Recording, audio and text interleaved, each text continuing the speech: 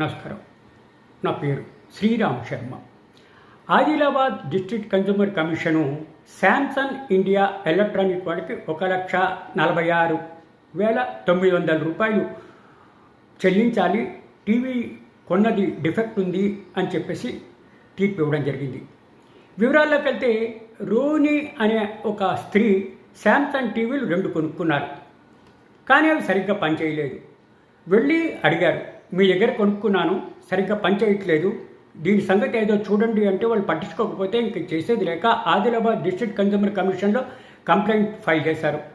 ఇరుపక్షాల వాదనలు విన్న సదరు కమిషను ఈ విధంగా తీర్పిచ్చింది. ఇది డెఫిషియన్సీ సర్వీసెస్ కిందే వస్తుంది కాబట్టి దీని వాల్యూ ఎంత ఉందో అంతా కట్టి వెనక్కి ఇవ్వాలి. అది కాకుండా 25,000 రూపాయలు నష్టపరిహారం ఆ అమ్మాయికి కట్టి ఇవ్వాల్సిందే అని.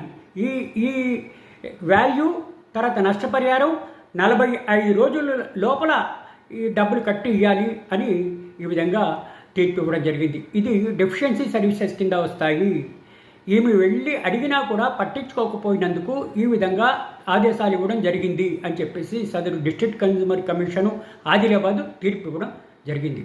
దీనివల్ల మనకి తెలిసేది ఏంటి, ఎవరైనా సమయానికి ఇట్లా పట్టించుకోకపోతే ఇది డెఫిషియన్సీ సర్వీసెస్ కిందే వస్తాయి, రిప్లై ఇవ్వాలి.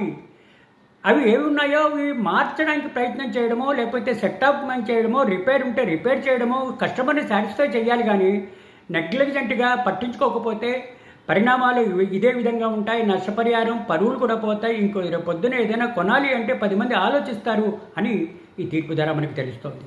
Thank you.